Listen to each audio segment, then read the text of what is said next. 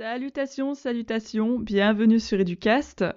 On avait fait ensemble un épisode sur les labels qui se focalisait surtout sur la découverte des 24 labels présents à ce moment-là, ou comment trop de labels tuaient le label. Tout de suite, on part sur le label lycée des métiers. Qu'est-ce que c'est ? Tout simplement, au départ, la promotion de la réussite et de l'ambition des élèves de la voie professionnelle. Et plus généralement, mettre en valeur les établissements de voie professionnelle avec une offre de formation plutôt concentrée sur une ou plusieurs filières. Par exemple, tu trouveras les métiers de la vente, la communication, l'hôtellerie et bien plus de familles de métiers. L'intérêt d'un tel label, c'est comme pour tous les labels, j'ai envie de dire, donner de la visibilité et reconnaître l'effort de l'établissement dans son engagement. Le label lycée des métiers est valable pour 5 ans, juste 5 ans, c'est déjà pas mal, et délivré notamment par le recteur de région académique ou alors le recteur d'académie par délégation. Question cahier des charges, il y a 8 critères qui sont pris en compte si un établissement veut faire une labellisation. Je vais t'en citer uniquement 3 qui sont à mes yeux les 3 plus importants. Tout d'abord, l'offre de formation qui, bien sûr, est focalisée autour d'un ensemble de métiers. Ensuite, on y retrouverait surtout l'accueil d'un public mixte. Quand je dis public mixte, il est sous-entendu qu'il doit y avoir dans un même lycée des lycéens ou bien des CAP ou bien des apprentis ou bien des BTS. En fait, le public doit être mixte au niveau des statuts. Je pourrais te citer les actions tournées vers l'ouverture internationale, même si entre nous, c'est pas forcément l'élément le plus important. Pour renouveler ce label, il faut bien sûr s'investir et continuer le développement de l'offre, sinon clairement ça ne sert à rien d'avoir un label. Petit rappel autour de la voie professionnelle pour bien situer le contexte. En 1919, c'était notamment la création du CAP par la loi Astier. 1985, la création de notre actuel lycée professionnel qui avant s'appelait lycée d'enseignement professionnel. Et c'est en 1985 qu'est né le bac pro sur 4 ans à la base. Aujourd'hui, c'est sur 3 ans. Vers 1992, on a la création du lycée polyvalent. Donc pour rappel, le lycée polyvalent, c'est celui qui va concentrer des formations générales, technologiques et professionnelles, que ce soit du CAP jusqu'au CPGE ou jusqu'au BTS. Il faut qu'il y ait un mélange des 3 formations pour qu'on puisse appeler ça un lycée polyvalent. Le label lycée des métiers a été créé quant à lui en 2000. Donc en 2000, c'était Monsieur Mélenchon qui était alors ministre délégué à l'enseignement professionnel. Et dans le cadre de sa réforme, il a créé ce fameux label. À savoir quand même qu'au tout début, elle a été formalisée par une simple circulaire qui, dans la hiérarchie des textes, n'est pas aussi importante. Mais un décret est venu s'ajouter en 2005 et aujourd'hui, bien évidemment, ce label est réglementé dans le Code de l'éducation. On peut s'attendre surtout à ce que ce soit adressé sur la communication et donc vers les entreprises locales. On s'attend à de la reconnaissance de l'établissement dans son implication, mais pour les familles et peut-être pour les élèves, en fin de compte, il y a assez peu de valeur ajoutée. L'élève qui veut aller au bout de sa filière est peut-être sécurisé, mais honnêtement, ce n'est pas forcément le label qui va décider de son choix, qui va faire qu'il va décider d'aller vers ce lycée ou vers un autre.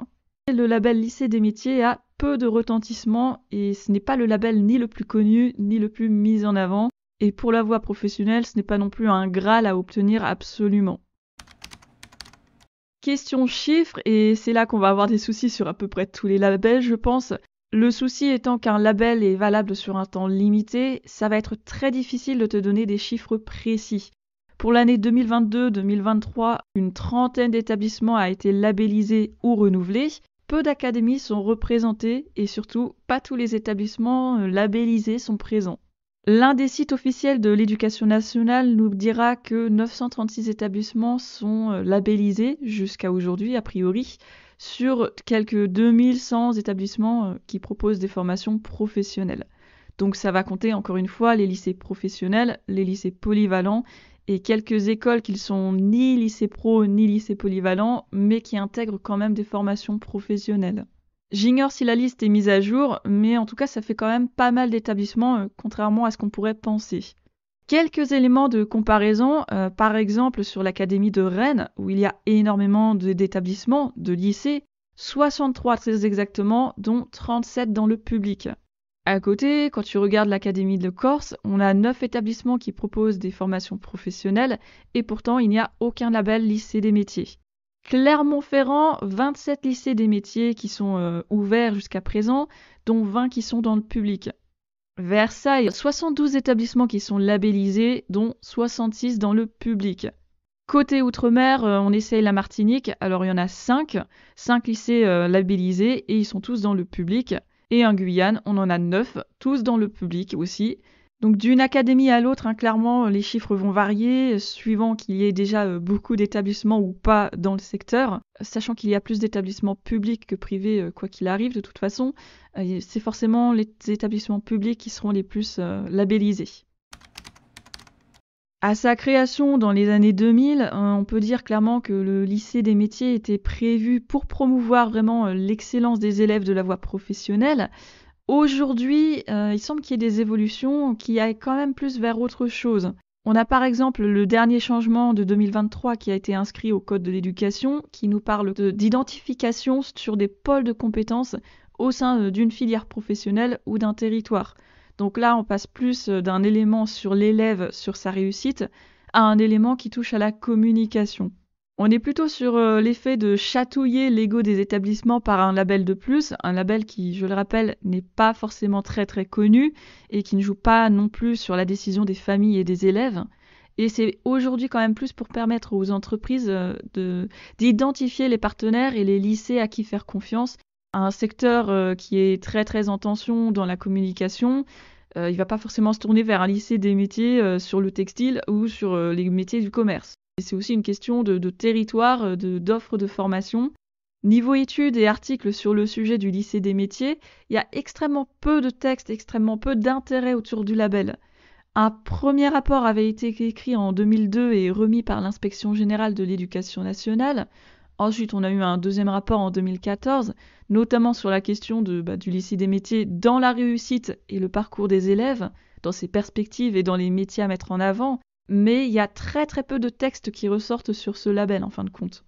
À noter aussi qu'en dès 2001, à la création du label, il y avait quand même une certaine volonté de généraliser ce label et c'était rappelé dès la circulaire de 2001. Aujourd'hui, tous les établissements qui proposent des formations professionnelles ne sont pas labellisés et n'ont pas forcément la volonté de le devenir non plus.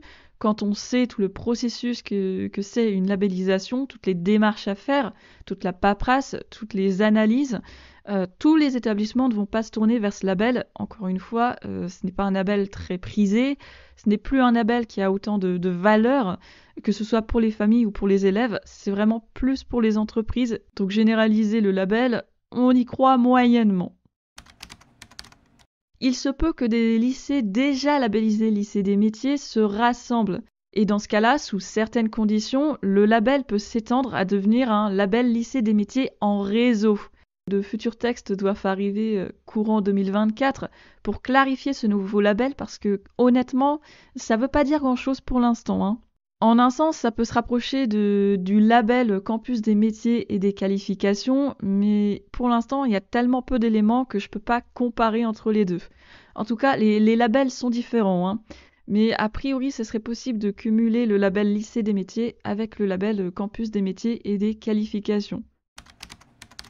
Quant à si l'on peut se spécialiser sur une ou plusieurs filières, oui, on peut bien se spécialiser. Certains lycées sont spécialisés sur les métiers de la vente ou du commerce et à la fois sur des métiers de l'esthétique ou de l'hôtellerie. Voilà, c'est possible d'avoir plusieurs filières. Est-ce que l'enseignement agricole, maritime et aquacole sont concernés ? Par définition, les 12 lycées maritimes sont déjà spécialisés. C'est pareil pour les lycées militaires. En revanche, pour les lycées agricoles, sur les quelques 220 présents actuellement, oui, certains ont un label. Mais comparé à tous les établissements labellisés dans l'éducation nationale, dont je rappelle l'enseignement agricole ne fait pas partie, il y a bien trop peu de l'établissement agricole qui ont un label lycée des métiers. Ce sera donc tout pour aujourd'hui. Certaines académies ont leur propre page sur le label. En dehors de ça, on trouve très peu d'informations. Donc, c'est pas le label le plus prisé, très clairement. Sur ce, bon courage à tous, qu'on ait de bonnes vacances, qu'on puisse se reposer et à bientôt.